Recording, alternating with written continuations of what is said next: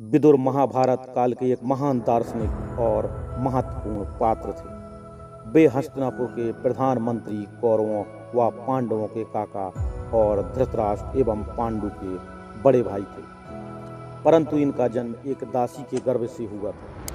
विदुर ने अपनी नीतियों के जरिए महाभारत युद्ध को रोकने का भरसक प्रयास किया था, हालांकि वे इसे रोकने में पूरी तरह नाकाम रहे।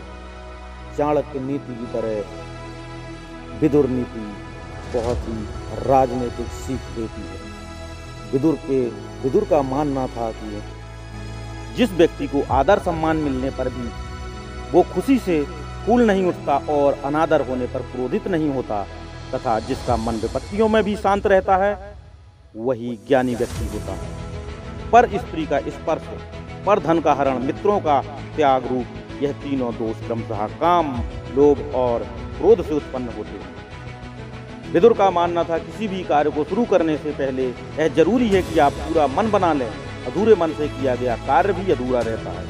आपको किसी कार्य में पूरी तरह से सफलता तभी मिलेगी जब आप उसे पूरे यत्न के साथ करेंगे। क्षमा को दोष नहीं मानना चाहिए। निश्चय ही क्षमा परम बल है। क्षमा निर्बल मनुष्यों का गुण है और बलवानों का क्षमा भूषण भी। जिस प्रकार समुद्र को पार करने में नाव की जरूरत होती है, उसी प्रकार स्वर्ग के लिए सत्य ही एकमात्र सीढ़ी है। अल्प मात्रा में धन होते हुए भी कीमती वस्तु को पाने की कामना और शक्तिहीन होते हुए भी क्रोध करना मनुष्य की देह के लिए कष्टदायक और कांटों के समान है। जो बहुत धन, विद्या तथा ऐश्वर्य को पाकर इठलाता नहीं, वही पंडित कहलाता है। ये 6 सुख बताए हैं विदुर ने। निरोग रहना, किसी का कर्ज न होना, परदेश में नहीं रहना, अच्छे लोगों के साथ मेल जोल बनाए रखना, अपनी वृत्ति से जीविका चलाना और निडर होकर रहना। प्रत्येक मनुष्य को माता, पिता, अग्नि, आत्मा और गुरु, इन 5 के बड़े यत्न से सेवा करनी चाहिए। विदुर ने ये 8 गुण ख्याति बढ़ाने वाले बताए हैं। बुद्धि, कुलीनता, इंद्रिय निग्रह, शास्त्र ज्ञान, पराक्रम, अधिक ना बोलना, शक्ति के अनुसार दान देना और कृतज्ञता। जो व्यक्ति शक्तिशाली होने पर भी क्षमा कर सके और निर्धन होने पर भी दान दे सके, स्वर्ग में ही ऐसे व्यक्ति स्थान पाते हैं। बिल में रहने वाले जीवों को जैसे सांप खा जाता है, उसी तरह दुश्मन से डटकर मुकाबला न करने वाले सारक और परदेश ना जाने वाले ब्राह्मण, इन दोनों को पृथ्वी खा जाती है। जो व्यक्ति शक्तिशाली होने पर भी क्षमा कर सके और निर्धन होने पर भी दान दे सके, निश्चय ही स्वर्ग में स्थान पाता है। काम, क्रोध और लोभ, यह 3 प्रकार के नरक पाने और दुख भोगने वाले मार्ग हैं। यह तीनों आत्मा का नाश करने वाले हैं, इसलिए इनसे हमेशा दूर रहना चाहिए। विदुर ने 6 प्रकार के मनुष्य हमेशा दुखी रहने के बताए हैं। दूसरों से ईर्ष्या करने वाला, नफरत करने वाला, असंतोषी, बात बात पर क्रोध करने वाला, जिसे शक करने की आदत हो गई हो और दूसरों के सहारे जीवन निर्वाह करने वाला। जो व्यक्ति हमेशा बीमार रहता है, उसे अपने शरीर के साथ साथ धन को भी नुकसान उठाना पड़ता है। इसलिए बीमारी से बचे रहना सबसे बड़ा सुख होता है। कहने का अर्थ यह है कि स्वास्थ्य ही सबसे बड़ा धन और सुख है। केवल धर्म ही परम कल्याणकारी है। एकमात्र क्षमा ही शांति का सर्वश्रेष्ठ उपाय है। एक विद्या ही परम संतोष देने वाली होती है और एकमात्र अहिंसा ही सुख देने वाली है। आलसी व्यक्ति को कभी भी धन नहीं सौंपना चाहिए।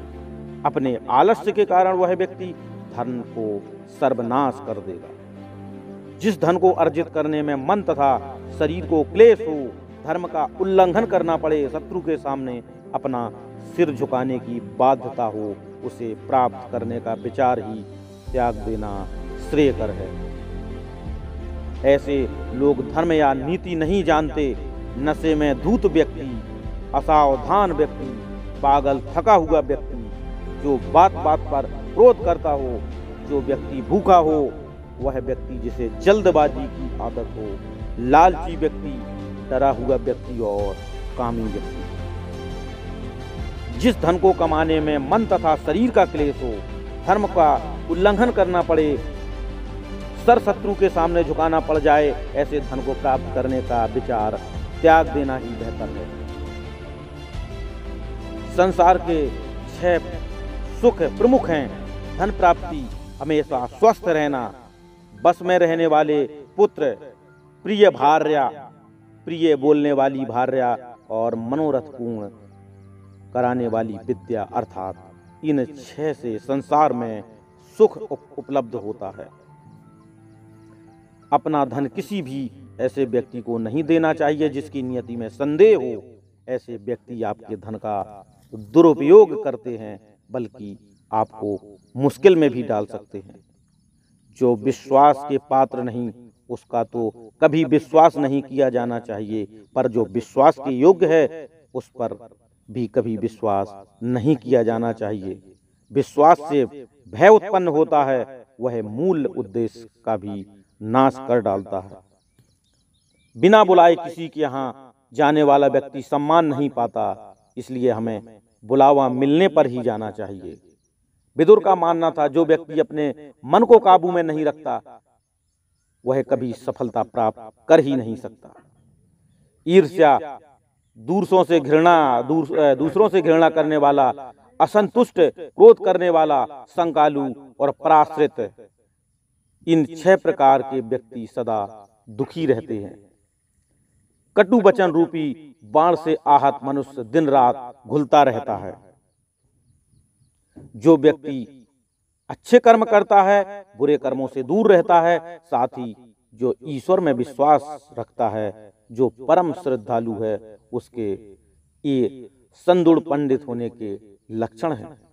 किसी धनुर्धर वीर के द्वारा छोड़ा हुआ बाण संभव है, किसी एक को मारे या ना मारे, मगर बुद्धिमान द्वारा प्रयुक्त हुई बुद्धि राजा के साथ साथ संपूर्ण राष्ट्र का विनाश कर सकती है।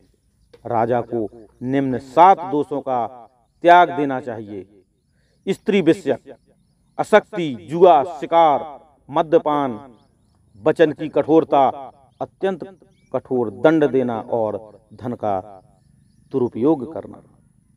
कठोर वचन बोलना तन मन को जला देता है, मधुर वचन अमृत वर्षा के समान होती है। किसी प्रयोजन के लिए किए गए कर्मों से पहले प्रयोजन को समझ लेना चाहिए। खूब सोच विचार कर काम करना चाहिए। जल्दबाजी से किसी काम का आरंभ नहीं करना चाहिए। विदुर का मानना था, जो किसी दुर्बल का अपमान नहीं करता, सदा सावधान रहकर शत्रु से बुद्धिपूर्वक व्यवहार करता है, बलवानों के साथ युद्ध पसंद नहीं करता तथा समय आने पर पराक्रम दिखाता है, वही वीर है, धीर है। स्त्री का स्पर्श धन का हरण, मित्रों का त्याग, यह तीनों दोष क्रमशः काम, लोभ और क्रोध से उत्पन्न होते हैं। जो धातु बिना गर्म किए मुड़ जाती है, उसे आग में नहीं तपाते। जो काठ स्वयं झुका होता है, उसे कोई झुकाने का प्रयत्न नहीं करता। अतः बुद्धिमान पुरुष को अधिक बलवान के सामने झुक जाना चाहिए। जिस व्यक्ति के कर्तव्य, सलाह और पहले लिए गए निर्णय को केवल काम संपन्न होने पर ही दूसरे लोग जान पाते हैं, वही व्यक्ति पंडित कहलाते हैं। जो दूसरों के धन, सौंदर्य, बल, कुल, सुख, सौभाग्य व सम्मान से ईर्ष्या रखते हैं, वे सदैव दुखी रहते हैं। जिस व्यक्ति के कर्मों में ना ही सर्दी और ना ही गर्मी और ना ही भय और ना ही अनुराग और ना ही संपत्ति और ना ही दरिद्रता विघ्न डालते पाते हैं, वही पंडित कहलाते हैं। ऐसे पुरुषों को अनर्थ दूर से ही छोड़ देते हैं। जो अपने आश्रित जनों को बांट कर खाता है, बहुत अधिक काम करने पर भी थोड़ा सोता है तथा मांगने पर जो मित्र नहीं है उसे भी धन देता है। सही तरह कमाए गए धन के 2 ही दुरुपयोग हो सकते हैं: अपात्र को दिया जाना, सपात्र को न दिया जाना। ज्ञानी पुरुष हमेशा श्रेष्ठ कर्मों में रुचि रखते हैं और उन्नति के लिए कार्य करते हैं, प्रयत्न करते रहते हैं तथा भलाई करने वालों को अवगुण नहीं दिखाते। अच्छे कर्मों को अपनाना और बुरे कर्मों से दूर रहना, साथ ही परमात्मा पर विश्वास रखना और श्रद्धालु भी होना, ये सद्गुण बुद्धिमान और पंडित होने के लक्षण हैं। पिता, माता, अग्नि, आत्मा, गुरु, मनुष्य, इन 5 अग्नियों की बड़े यत्न से सेवा करनी चाहिए।